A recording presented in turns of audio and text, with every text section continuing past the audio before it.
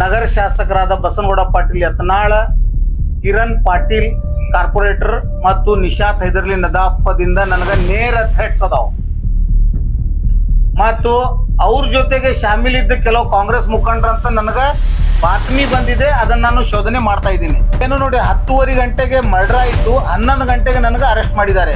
ಮತ್ತು ನನಗೆ ಪ್ರೊಡ್ಯೂಸ್ ಮಾಡಿರೋದು ನ್ಯಾಯಾಲಯಕ್ಕೆ 12:05ಕ್ಕೆ 6 ದಿವಸ ನನಗೆ ಬತ್ಲೆ ಮಾಡಿ ನಾನಾ ಕಾರಣದ ಟಾರ್ಚರ್ HD ಆನಂದ್ ಕುಮಾರ್, ವಿಜಯ ಮಹಾಂತೇಶ್ ಮಡಪತಿ ಹಾಗೂ ಆಗಿನ ಪೊಲೀಸ್ ಆಫೀಸರ್ಸ್ ಮಾಡಿದ್ದಾರೆ. ಅದು ಹೇಳಲಾರದಷ್ಟು ತ್ರಾಸ ನನಗೆ ಕೊಟ್ಟಿದ್ದಾರೆ ಮತ್ತು 10 ಲಕ್ಷ ರೂಪಾಯಿ ನನಗೆ ಡಿಮಾಂಡ್ ಮಾಡಿದ್ರು.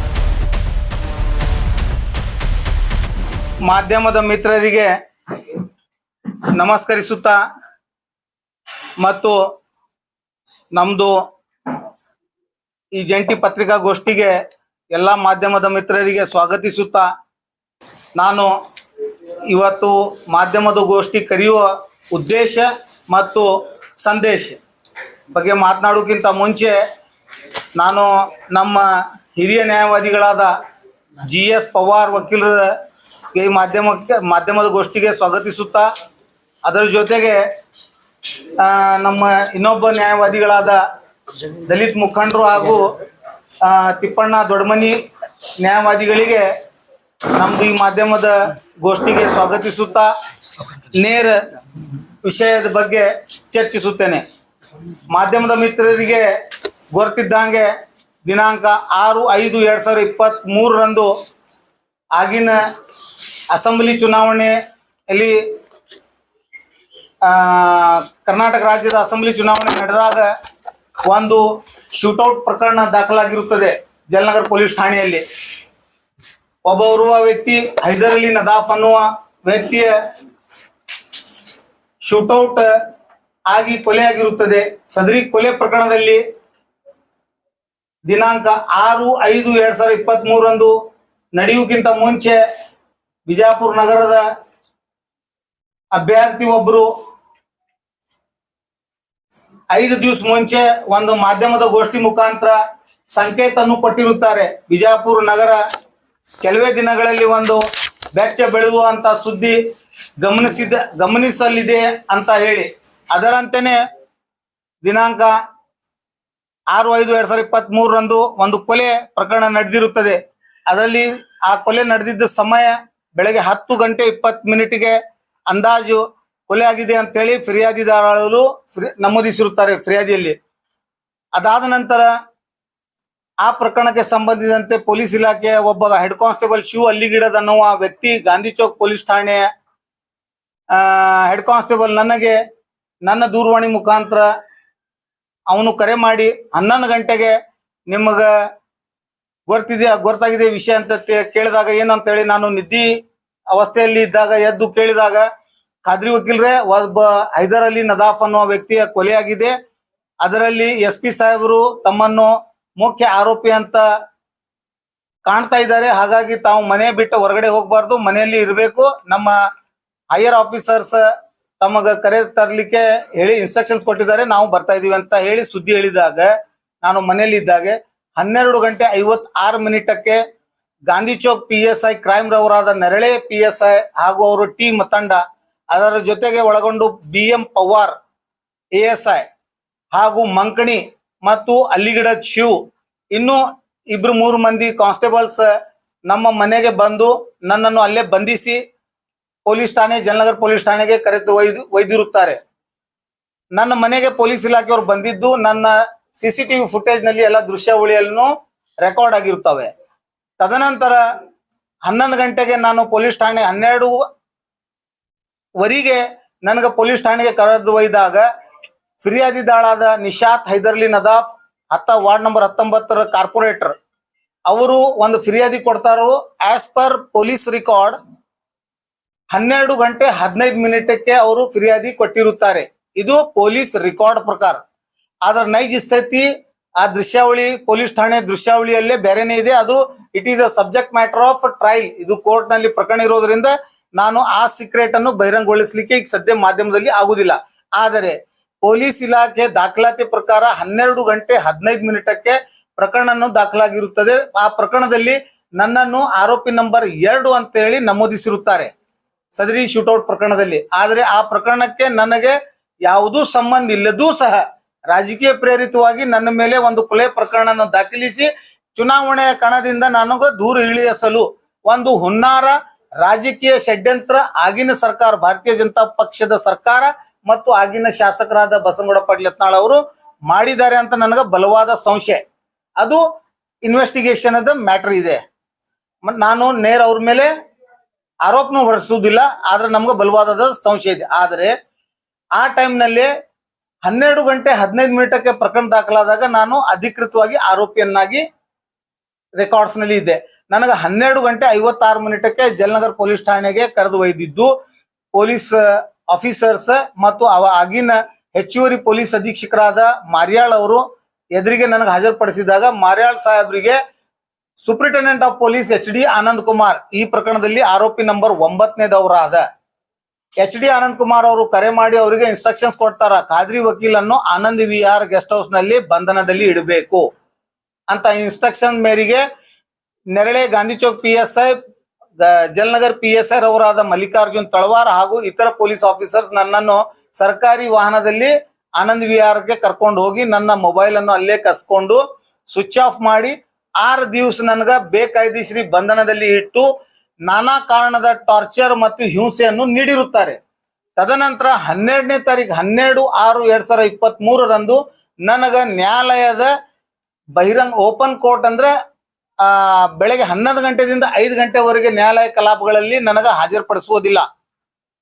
ಓಪನ್ ಕೋರ್ಟ್ ನಲ್ಲಿ ನನಗ ಮಾನ್ಯ ನ್ಯಾಯಾಧೀಶರ ಇನ್ಚಾರ್ಜ್ ನ್ಯಾಯಾಧೀಶರ ಮನೆ ಕಂಪೌಂಡ್ ಹೊರಗಡೆ ಇತರೆ ಆರೋಪಿತರಿಗೆ ಮ್ಯಾಜಿಸ್ಟ್ರೇಟ್ ಮುಂದು ನನಗೆ ಜೀಪ್ ನಲ್ಲೇನೆ ಗೇಟ್ ಮ್ಯಾಜಿಸ್ಟ್ರೇಟ್ ಮನೆ ಗೇಟ್ ಆಚೆಗೆ ನನಗ ಪ್ರೊಡ್ಯೂಸ್ ಮಾಡಿ ಅಲ್ಲಿಂದ ಸಿಗ್ನೇಚರ್ ಬಲವಂತವಾಗಿ ರಿಮಾಂಡ್ ಯಾದಿ ಒಳಗ ನನ್ನ ಸಿಗ್ನೇಚರ್ ಅನ್ನು ತೆಗೆದುಕೊಂಡು ನನ್ನನ್ನು ಜೈಲಿಗೆ ಕಳಿಸಿರುತ್ತಾರೆ.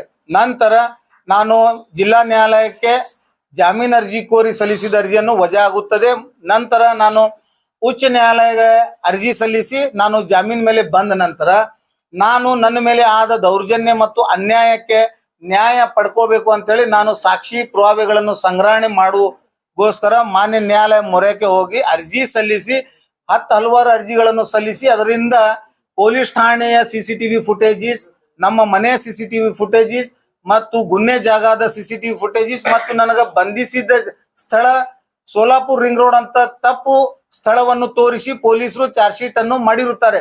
ಅದಕ್ಕಾಗಿ ಸೋಲಾಪುರ್ ರಿಂಗ್ ರೋಡ್ ಏರಿಯಾದು APMC ಪೊಲೀಸ್ ಸ್ಟೇಷನ್ದು ಹಾಗೂ ಗೋಲ್ ಗುಮ್ಮಟ್ ಪೊಲೀಸ್ ಸ್ಟೇಷನ್ದು CCTV ಫುಟೇಜಸ್ ನಾನು ಕಲೆಕ್ಟ್ ಮಾಡಿ ನೋಡಿದಾಗ ನನಗ ವಾಸ್ತುಸ್ಥಿತಿ ಅರ್ಥ ಆಯ್ತು, ನನ್ನನ್ನು ಫಾಲ್ಸ್ ಇಂಪ್ಲಿಕೇಶನ್ ಮಾಡಿದ್ದಾರೆ ಈ ಕೇಸ್ನಲ್ಲಿ. ಹಾಗಾಗಿ ನಾನು ಈಗ ದಿನಾಂಕ ತಾವು ಡೇಟ್ ಮೆನ್ಷನ್ ಮಾಡ್ಕೋಬೇಕು.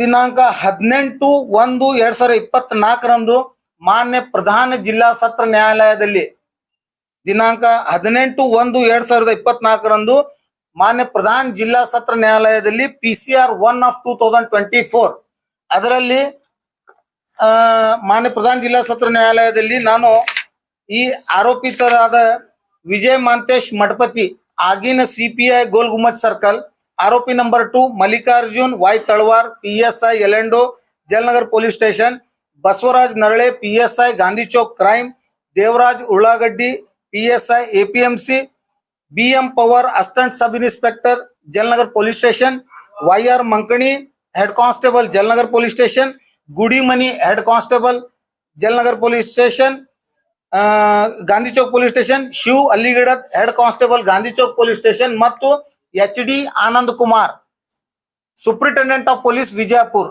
ಆಗಿನ ಇವೆಲ್ಲ 9 ಮಂದಿ ಆರೋಪಿತರ ಮೇಲೆ ದಿನಾಂಕ 18/1/2024 ಖಾಸಗಿ ದೂರ ಭಾರತೀಯ Indian penal code Karnataka state human rights court rules 2006 rule 6 read with 2D and section 30 of the protection of human rights act ಅಡಿಯಲ್ಲಿ ಮತ್ತು ಭಾರತೀಯ Indian penal code section 120B 143 204 220 330 331 342 448 452 194 195 166 166A 211 182 167 read with section 8 and 7 of the 13 of the Prevention of Corruption Act ಅಡಿಯಲ್ಲಿ ನಾನು ಇವರ ವಿರುದ್ಧ ಪ್ರಧಾನ ಜಿಲ್ಲಾ ಸತ್ರ ನ್ಯಾಯಾಲಯದಲ್ಲಿ ಖಾಸಗಿ ದೂರನ್ನು ದಾಖಲಿಸಿದ್ದಾಗ ಮಾನ್ಯ ನ್ಯಾಯಾಲಯವು ನನ್ನ ವಾದವನ್ನು ಅವಲೋಕಿಸಿ ಇದರಲ್ಲಿ ಸಬ್ಸ್ಟೆನ್ಸ್ ಇದೆ, ಆರೋಪಿತರು ಮೇಲ್ನೋಟಕ್ಕೆ ಅಪರಾಧವನ್ನು ಎಸಗಿದ್ದಾರೆ, ನನ್ನ ವ್ಯಾಲ್ಯೂಯಬಲ್ ಮಾನವ ಹಕ್ಕುಗಳನ್ನು ಉಲ್ಲಂಘಿಸಿದ್ದಾರೆ ಅಂತ ಪರಿಗಣಿಸಿ ಆಗಿನ ಪೊಲೀಸ್ ಅಧೀಕ್ಷಕ ವಿಜಯಪುರ ಇವರಿಗೆ ಸದರಿ ಫಿರ್ಯಾದಿಯನ್ನು ವರ್ಗಾಯಿಸಿ ತನಿಖೆ ಕೈಗೊಳ್ಳಬೇಕಂತ ಸೂಚಿಸಿರುತ್ತಾರೆ. ಆ ಸದರಿ ಆದೇಶ ದಿನಾಂಕ 20/1/2024 ಮಾನ್ಯ ನ್ಯಾಯಾಲಯ ಆದೇಶಿಸಿರುತ್ತದೆ. ಅದರಂತೆ ಮಾನ್ಯ ಪೊಲೀಸ್ ಅಧೀಕ್ಷಕರು ವಿಜಯಪುರ ಇವರು ದಿನಾಂಕ 15 ಮಾನ್ಯ ಪೊಲೀಸ್ ಅಧೀಕ್ಷಕರು ವಿಜಯಪುರ ಇವರು ದಿನಾಂಕ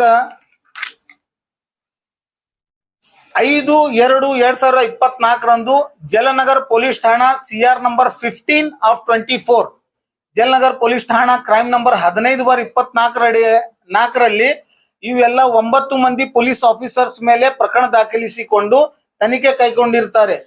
ತದನಂತರ ಸದರಿ ಆರೋಪಿ ಪೊಲೀಸ್ ಆಫೀಸರ್ಸ್ ಎಲ್ಲರೂ ಮಾನ್ಯ ಉಚ್ಚ ನ್ಯಾಯಾಲಯ ಕಲಬುರಗಿ ಪೀಠಕ್ಕೆ ರಿಟ್ ಪಿಟಿಷನ್ ಸಲ್ಲಿಸಿ ರಿಟ್ ಪಿಟಿಷನ್ ಸಂಖ್ಯೆ 200873/24 ಇದರಲ್ಲಿ ರಿಟ್ ಪಿಟಿಷನ್ ಅರ್ಜಿಯನ್ನು ಸಲ್ಲಿಸಿ ಅದರಲ್ಲಿ ಮಧ್ಯಂತರ ಆದೇಶ ಸದರಿ ಜಲನಗರ್ ಪೊಲೀಸ್ ಠಾಣಾ ಕ್ರೈಮ್ ನಂಬರ್ 15/24 ನಲ್ಲಿ ಯಾವುದೇ ತನಿಖೆ ಮುಂದುವರಿಬಾರದು ಅಂತೇಳಿ ಇಂಟರಿಮ್ ಆರ್ಡರ್ ತೆಗೆದುಕೊಂಡಿರುತ್ತಾರೆ. ನಂತರ ನನ್ನ ನೋಟಿಸ್ ಆದ ಬಳಿಕ ನಾನು ನಮ್ಮ ನ್ಯಾಯವಾದಿಗಳಾದ ಹಿರಿಯ ನ್ಯಾಯವಾದಿಗಳಾದ ಅಶೋಕ್ ಹಾರ್ನಳ್ಳಿ ಸರ್ ಹಾಗೂ SS ಮಮದಾಪುರ್ ಅಡ್ವೊಕೇಟ್ ನನ್ನ ಪರವಾಗಿ additional advocate general Malar Rao ಸರ್ಕಾರ ಪರವಾಗಿ ಮತ್ತು VM ಶಿಲ್ವಂತ ಆರೋಪಿ ಪರವಾಗಿ ವಾದ ವಿವಾದ ಆದ ನಂತರ ಮಾನ್ಯ ಉಚ್ಚ ನ್ಯಾಯಾಲಯವು ದಿನಾಂಕ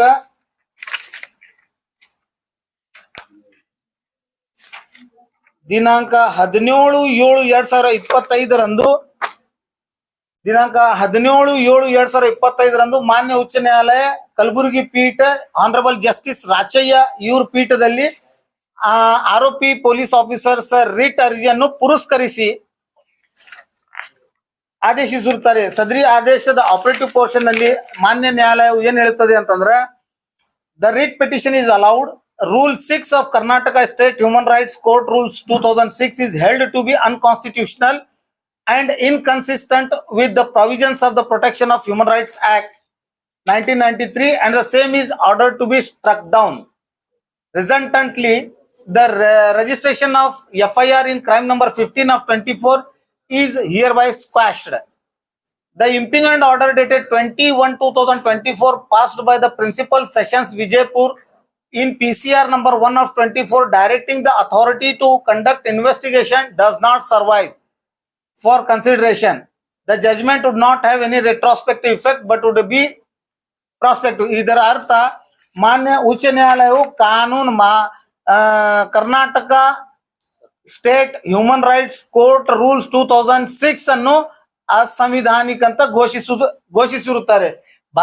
Karnataka state human right court rules 2006 ಏನಿದೆ ಅದನ್ನು ಯಾವ ಆಧಾರದ ಮೇಲೆ ಮಾನ್ಯ ಉಚ್ಚ ನ್ಯಾಯಾಲಯ ಅಸಿಂಧುಗೊಳಿಸಿದ್ದಾರೆ ಅಂತ ಹೇಳಲಿಕ್ಕೆ ನಾನು ತಮ್ಮ ಮುಂದೆ Karnataka state human right court rules 2006 rule 6 ಏನ್ ಹೇಳ್ತದ ಅಂತಂದ್ರೆ, procedure and power of court. A victim of an offense arising out of violation of human rights, his legal representative or registered non-governmental organization or public person may file a complaint against a public servant who has committed or abated the commission of an offense of a violation of human rights while acting under the color of his official duty as a public servant, provided a complaint on behalf of the victim may be filed by a non-governmental organization or a public person only with the prior authorization of an affidavit by them. The court on receipt of such complaint shall either order an investigation into the offense by the police officer not below the rank of superintendent of police, or it may proceed to conduct its own inquiry into the complaint in accordance with the procedure for dealing with the private complaints in the court. ಈ ಕಾಯ್ದೆಯನ್ನು ಮಾನ್ಯ ಉಚ್ಚ ನ್ಯಾಯಾಲಯವು ಅಸಿಂಧುಗೊಳಿಸಿ ಆದೇಶಿಸಿರುತ್ತದೆ. ಸದರಿ ಈ ಆದೇಶವನ್ನು ನಾನು ಮಾನ್ಯ ಸರ್ವೋಚ್ಚ ನ್ಯಾಯಾಲಯದಲ್ಲಿ ಪ್ರಶ್ನಿಸಿ ಮಾನ್ಯ ಸರ್ವೋಚ್ಚ ನ್ಯಾಯಾಲಯ ನಲ್ಲಿ ನಾನು ಈ ಮಾನ್ಯ ಉಚ್ಚ ನ್ಯಾಯಾಲಯ ಮಾಡಿರುವ ಆದೇಶ ಕಾನೂನಾತ್ಮಕ ಇಲ್ಲ ಅಂತ ಹೇಳಿ ಪ್ರಶ್ನಿಸಿದ್ದಾಗ ಮಾನ್ಯ ಸರ್ವೋಚ್ಚ ನ್ಯಾಯಾಲಯದ ಪೀಠ honourable justice Vikram Nath and honourable justice Sandeep Mehta ಇವರ ಪೀಠ ನಲ್ಲಿ ದಿನಾಂಕ 27/10/2025 ಈ ಮ್ಯಾಟರ್ ಅನ್ನು ವಿಚಾರಣೆಗೆ ಕೈಗೆತ್ತಿದಾಗ ನಮ್ಮ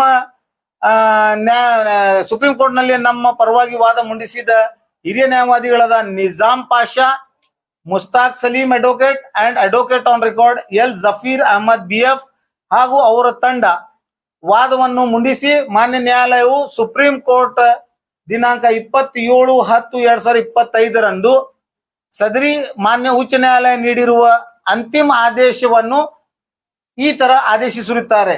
issue notice returnable in 4 weeks to the respondents.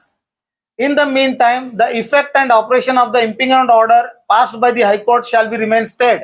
ಇದರ ಅರ್ಥ ಮಾನ್ಯ ಸರ್ವೋಚ್ಚ ನ್ಯಾಯಾಲಯ ಮಾನ್ಯ ಉಚ್ಚ ನ್ಯಾಯಾಲಯ ನೀಡಿರುವ ಅಂತಿಮ ಆದೇಶದಲ್ಲಿ Karnataka state human right court rules 2006 ನಿಯಮ 6 ಅಸಿಂಧಗೊಳಿಸಿದ್ದು ಅನ್ಕಾನ್ಸ್ಟಿಟ್ಯೂಷನಲ್ ಏನ್ ಡಿಕ್ಲೇರ್ ಮಾಡಿದ್ರು ಮತ್ತು ನನ್ನ ಮಾಡಿರುವ ಫಿರ್ಯಾದಿಯ FIR ಏನ್ ಪ್ರಕರಣ ದಾಖಲಾಗಿತ್ತು ಮತ್ತು ಪೊಲೀಸ್ ಅಧೀಕ್ಷಕರು ಏನ ತನಿಖೆಯನ್ನು ಕೈಗೊಂಡಿದ್ರು ಅದನ್ನೆಲ್ಲ ಸ್ಥಗಿತಗೊಳಿಸಿದನ್ನು ಆ ಸ್ಥಗಿತಗೊಳಿಸಿದ ಆದೇಶಕ್ಕೆ ಮಾನ್ಯ ಸರ್ವೋಚ್ಚ ನ್ಯಾಯಾಲಯವನ್ನು ತಡೆಯಾಜ್ಞೆ ನೀಡಿರುತ್ತಾರೆ. ಇದರ ಅರ್ಥ ನ್ಯಾಯಾಲಯ ನನ್ನ ಫಿರ್ಯಾದಿ ಮತ್ತು ಮಾನ್ಯ ಪ್ರಧಾನ ಜಿಲ್ಲಾ ಸತ್ರ ನ್ಯಾಯಾಧೀಶ ಮಾಡಿರುವ ಆದೇಶ as on today in force ಅಂದ್ರೆ ಚಲಾವಣೆಯಲ್ಲಿ ಆಗಬೇಕು.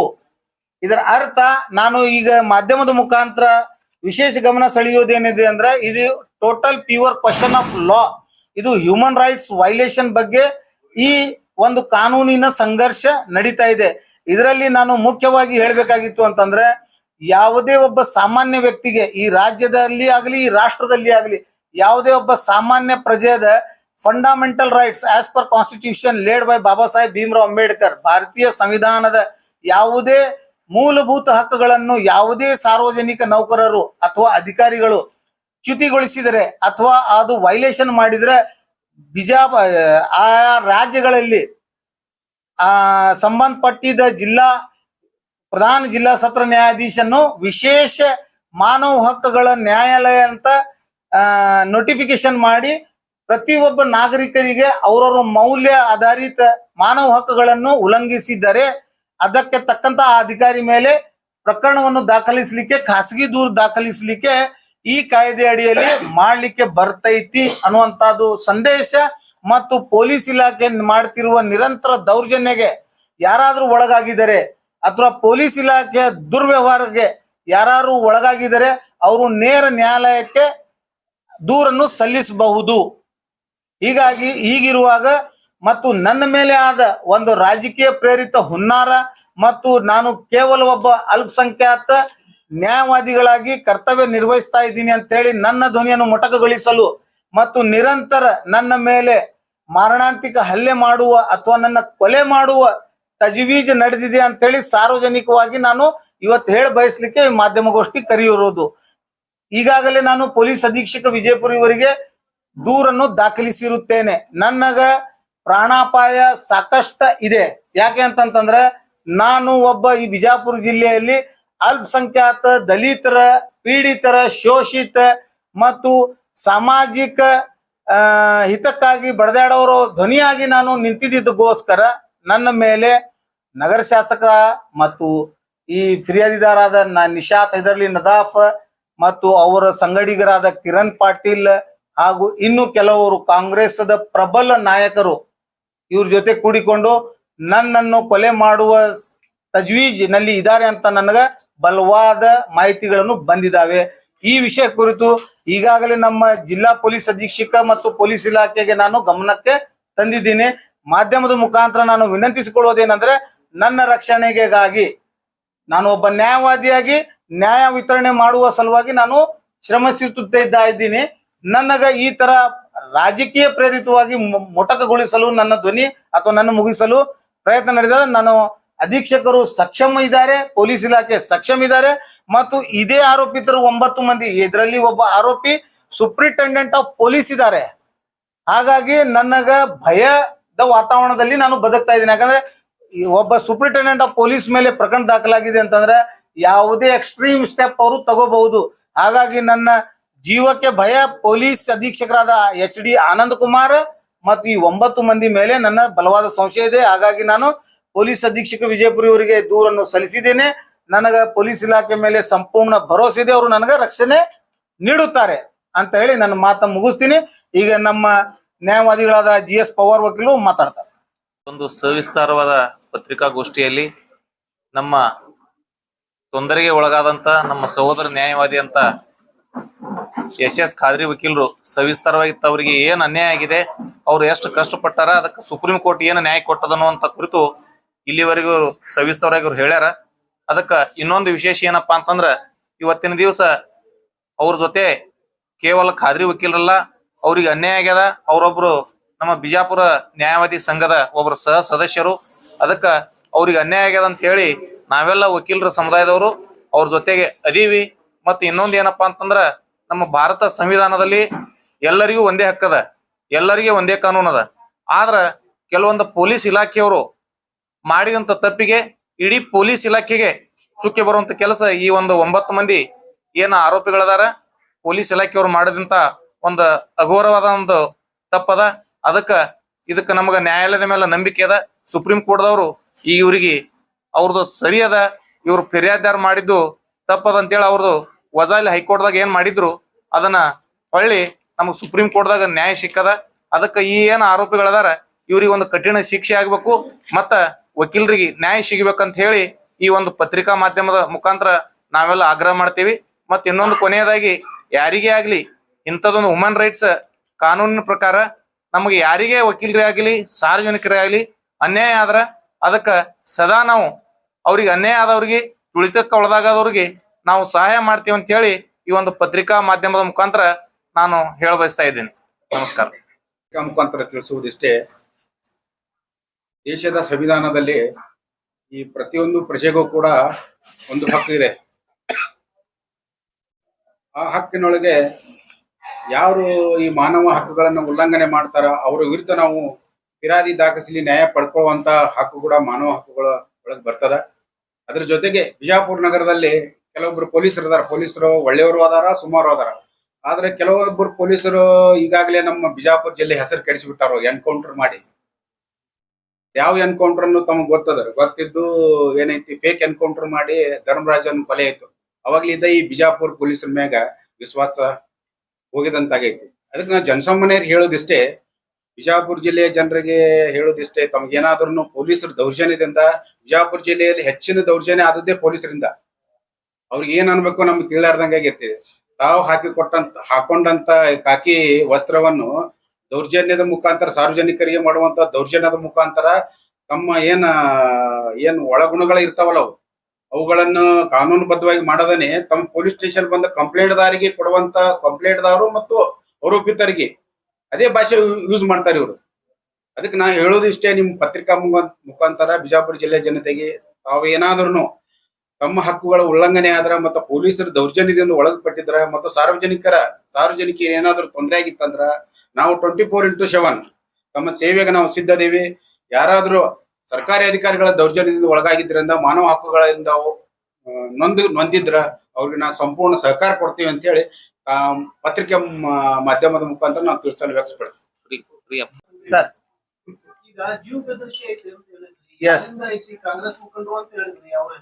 ಪ್ರಬಲ ಅದು ಸಮಯ ಬಂದಾಗ ಯಾಕ ಈಗ ನನಗ ಬಂದಿರೋದು ಮಾಹಿತಿ ಪ್ರಕಾರ ನಗರ ಶಾಸಕರಾದ ಬಸನಗೌಡ ಪಾಟೀಲ್ ಯತ್ನಾಳ್, ಕಿರಣ್ ಪಾಟೀಲ್ ಕಾರ್ಪೊರೇಟರ್ ಮತ್ತು ನಿಶಾತ್ ಹೈದರ್ಲಿ ನದಾಫದಿಂದ ನನಗ ನೇರ ಥ್ರೆಟ್ಸ್ ಅದಾವ. ಮತ್ತು ಅವ್ರ ಜೊತೆಗೆ ಶಾಮೀಲಿದ್ದ ಕೆಲವು ಕಾಂಗ್ರೆಸ್ ಮುಖಂಡರಂತ ನನಗ ಬಾತ್ಮಿ ಬಂದಿದೆ. ಅದನ್ನ ನಾನು ಶೋಧನೆ ಮಾಡ್ತಾ ಇದ್ದೀನಿ. It is a subject matter of investigation. ಅದಕ್ಕೆ ಪೊಲೀಸ್ ಅಧೀಕ್ಷಕ ವಿಜಯಪುರ ಅವರಿಗೆ ನಾನು ದೂರ ಸಲ್ಲಿಸಿದ್ದೇನೆ ಈಗಾಗಲೇ. ಇದು ನನ್ನ ವೈಯಕ್ತಿಕ ಜೀವನದ ಥ್ರೆಟ್ ಅದ. ನಾನು ಬಾರ್ ಕೌನ್ಸಿಲ್ಗೂ ಪತ್ರ ಬರೆದಿದ್ದೀನಿ ಈಗಾಗಲೇ. ಇಲ್ಲಿ ನೋಡಿ, ಈಗಾಗಲೇ ನಮ್ಮ ಬಾರ್ ಕೌನ್ಸಿಲ್ದವರು ಪೊಲೀಸ್ ಅಧೀಕ್ಷಕ ವಿಜಯಪುರ ಅವರಿಗೆ ಎಲ್ಲರೂ ಸಿಗ್ನೇಚರ್ ಮಾಡಿ ಅಧ್ಯಕ್ಷ ಉಪಾಧ್ಯಕ್ಷ ಹಾಗೂ 500-600 ಮಂದಿ ನಮ್ಮ ನ್ಯಾಯವಾದಿಗಳು ಈ ಪ್ರಕರಣವನ್ನು ನಿಷ್ಪಕ್ಷ ತನಿಖೆ ಆಗ್ಬೇಕು, ಖಾದ್ರಿ ವಕೀಲರಿಗೆ ರಕ್ಷಣೆ ನೀಡ್ಬೇಕಂತೇಳಿ ಪೊಲೀಸ್ ಅಧೀಕ್ಷಕ ವಿಜಯಪುರ ಅವರಿಗೆ ಪತ್ರ ಬರೆದಿದ್ದಾರೆ. ಇಂಪ್ಯಾಕ್ಟ್ ಈಗ ನೋಡ್ರಿ ಕ್ರಿಯಾ ನಮ್ ಇಲ್ಲ ಹಂಗಿಲ್ರಿ. ದೂರದಾರದು ಕೆಲಸ ದೂರ ನೀಡಿರುವುದು ಇರ್ತದ, ಪೊಲೀಸ್ ಇಲಾಖೆದ ಕೆಲಸ ತನಿಖೆ ಮಾಡುದಿರ್ತದ. ಈಗ ತನಿಖಾ ಯಾಕೆ ಮಾಡಿಲ್ಲ ಅಂತೇಳಿನೇ ನಾವು ನ್ಯಾಯಾಲಯ ಮೊರಕ್ಕೆ ಹೋಗಿವಿ. ಇನ್ನು ಈಗ ನನ್ನ ರಕ್ಷಣೆಗೋಸ್ಕರ ನಾವು ಅರ್ಜಿಯನ್ನು ಸಲ್ಲಿಸಿದೀವಿ. ಕ್ರಮ ಕೈಗೊಂಡಿಲ್ಲ ಪೊಲೀಸ್ ಅಧೀಕ್ಷಕ ವಿಜಯಪುರ ಇವರು ಅಂತಂದ್ರೆ ಈ ಪೊಲೀಸ್ ಅಧೀಕ್ಷಕರು ವಿಜಯಪುರ ಅವ್ರಿಗೆ ನ್ಯಾಯಾಲಯ ಮುಂದೆ ನಾವು ಪ್ರಕರಣ ದಾಖಲು ಮಾಡಿ ನ್ಯಾಯ ಕೇಳ್ತೀವಿ. ನೆಕ್ಸ್ಟ್ ರಾಜಕೀಯ ಪ್ರೇರಿತ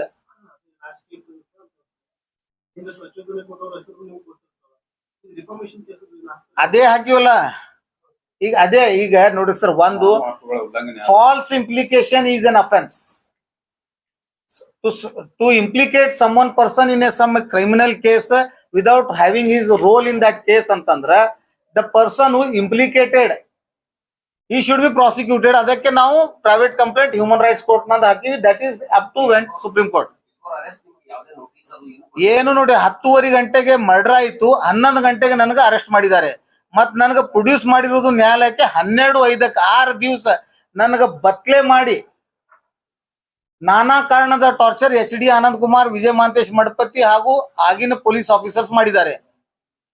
ಅದು ಹೇಳಲಾರದಷ್ಟು ತ್ರಾಸ್ ನನಗೆ ಕೊಟ್ಟಿದ್ದಾರೆ ಮತ್ತು 10 ಲಕ್ಷ ರೂಪಾಯಿ ನನಗೆ ಡಿಮಾಂಡ್ ಮಾಡಿದ್ರು. ಆಗ ನಾನು ಕೊಡ್ಲಾಕ ಅಸಮರ್ಥ ಆಗಿದ್ದಕ್ಕೆ ನನಗೆ ರಿಮಾಂಡ್ ಮಾಡಿ ಜೇಸಿ ಮಾಡ್ತಿದ್ರು. ನಾನು ಅವರಿಗೆ ಬಗ್ಗಿಲ್ಲ, ಅವರಿಗೆ ಜಗ್ಗಿಲ್ಲ. ಹಾಗಾಗಿ ನಾನು ಕಾನೂನಿನ ಹಗ್ಗವನ್ನು ಗಟ್ಟಿಯಾಗಿ ಹಿಡಿದಿದ್ದೀನಿ.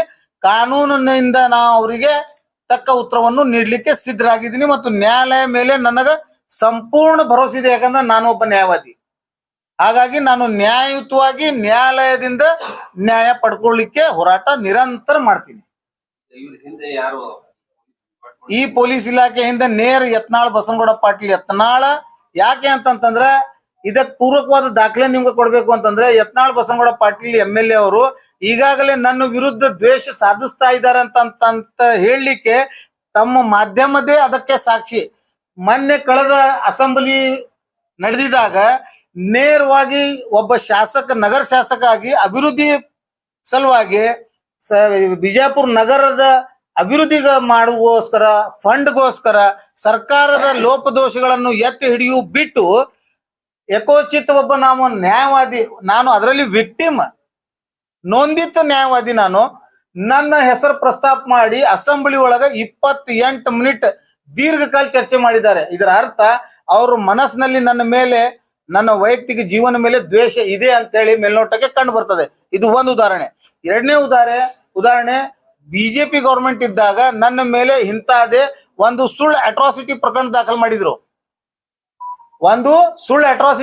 ದಾಖಲು ಮಾಡಿ ಅದರಲ್ಲಿ ಒಬ್ಬ ನೊಂದಿತ ಹೆಣ್ಮಕ್ಳಿಗೆ ನಾನು ರೇಪ್ ಮಾಡಿದ್ದೀನಿ, ನಾನು ಅದು ಮಾಡಿದ್ದೀನಿ, ಇದು ಮಾಡಿದ್ದೀನಿ ಅಂತ ಹೇಳಿ ಸಾಕಷ್ಟು ಬಾರಿ ಪತ್ರಿಕಾ ಮಾಧ್ಯಮದ ಮುಖಾಂತರ ಅವರು ಹೇಳಿದ್ದಾರೆ. ಆದ್ರೆ ಆ ನ್ಯಾಯಾಲಯದಲ್ಲಿ ಆ ಹೆಣ್ಮಕ್ಳು ಪ್ರಕರಣ ದಾಖಲು ಮಾಡಿದ್ದ ನೊಂದ ಹೆಣ್ಮಗಳನ್ನೇ ನ್ಯಾಯಾಲಯ ಮುಂದೆ ವಿಟ್ನೆಸ್ ಹೇಳೋ ಟೈಮ್ನಾಗ ನನಗೆ ಗುರ್ತಿಸ್ಲಿಕ್ಕೂ ನಿರಾಕರಿಸಿದ್ರು. ಇವ್ರು ಹೇಳ್ತಾರ ಆ ನೊಂದ ಹೆಣ್ಮಕ್ಳದ ನಾನು ಬಲಾತ್ಕಾರ ಎಸಗಿದ್ದೀನಿ ಅಂತೇಳಿ.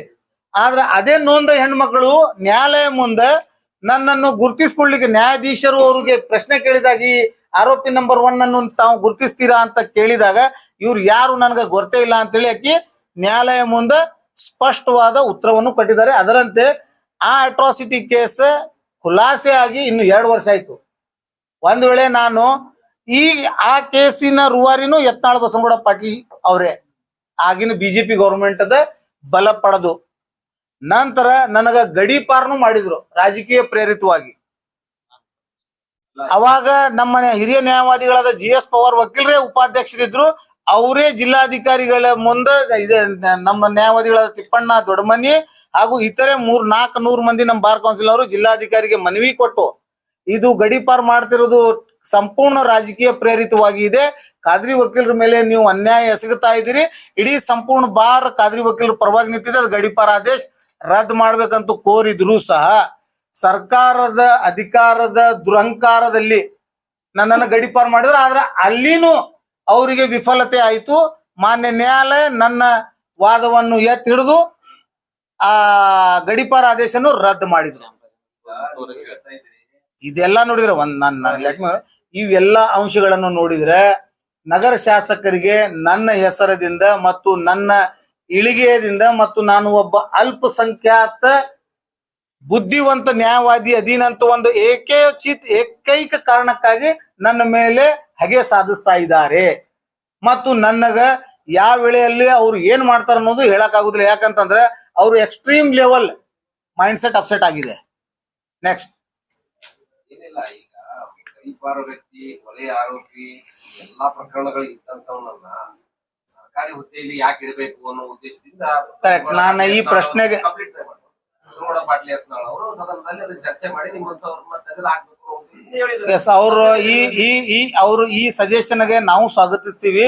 ಒಂದು ವೇಳೆ ಒಬ್ಬ ಕ್ರಿಮಿನಲ್ ಆರೋಪಿ ಇಲ್ಲಿ ಭಾಗಿಯಾದ ವ್ಯಕ್ತಿಗೆ ಸರ್ಕಾರಿ ಹುದ್ದೆಯಿಂದ ತೆಗೆದುಹಾಕುವುದು ಕಾನೂನಾತ್ಮಕ ಇದೆ ಅಂತಂದ್ರೆ ಆ ಮಾತಿಗೆ ನಾನು ಸ್ವಾಗತಿಸ್ತೇನೆ. ಫಸ್ಟ್ ಈ ರಾಷ್ಟ್ರದ ಪ್ರಧಾನ ಮಂತ್ರಿ ರಾಜೀನಾಮಾ ನೀಡಬೇಕು ಅಥವಾ ಅವ್ರಿಗೆ ಕಿತ್ತೊಗಿಬೇಕು, ಒಂದನೇದು. ನೆಕ್ಸ್ಟ್, ಈ ರಾಷ್ಟ್ರದ ಗೃಹ ಮಂತ್ರಿ ಆದ ಶ್ರೀ ಅಮಿತ್ ಶಾಜಿ ಅವರಿಗೂ ಹೋಮ್ ಮಿನಿಸ್ಟರ್ದಿಂದ ವಜಾಗೊಳಿಸ್ಬೇಕು. ನೆಕ್ಸ್ಟ್, ಯೋಗಿ ಆದಿತ್ಯನಾಥ್. ನೆಕ್ಸ್ಟ್, ಹೀಗೆ ಮಾಡಿದ್ರೆ ಈ ದೇಶನಾಗ ಕೇವಲ Droupadi Murmu, honourable president of India, chief justice of India ಬಿಟ್ರೆ ಯಾರು ಸಾರ್ವಜನಿಕ ಕುರ್ಚಿಗಳಲ್ಲಿ ಆಸೀನರಾಗ್ಲಿಕ್ಕೆ ಅರ್ಹ ಇಲ್ಲ. ಯಾಕೆ ಅಂತಂದ್ರೆ ಮೇರ್ filing and pendency of criminal case against any public person does not mean that he should not hold public office. ಇದರ ಅರ್ಥ ಪ್ರಕರಣ ದಾಖಲಾಗಿದೆ, ಶಿಕ್ಷೆ ಆಗಿಲ್ಲ. ಕಾಯ್ದೆ ಏನ್ ಹೇಳ್ತದ, 2 ವರ್ಷ ಮೇಲ್ಪಟ್ಟ ಯಾವುದೇ ಒಬ್ಬ ವ್ಯಕ್ತಿಗೆ ಶಿಕ್ಷೆ ಆದರೆ ಅವನು ಸರ್ಕಾರಿ ಹುದ್ದೆಗಳಿಗೆ ಅರ್ಹ ಅಲ್ಲ. ನನಗ ಯಾವುದೇ ಪ್ರಕರಣದಲ್ಲಿ ಅವರು ನಾನಾ ಕಾರಣದಿಂದ ಪ್ರಯತ್ನ ಪಡ್ತಾ ಇದ್ದಾರೆ.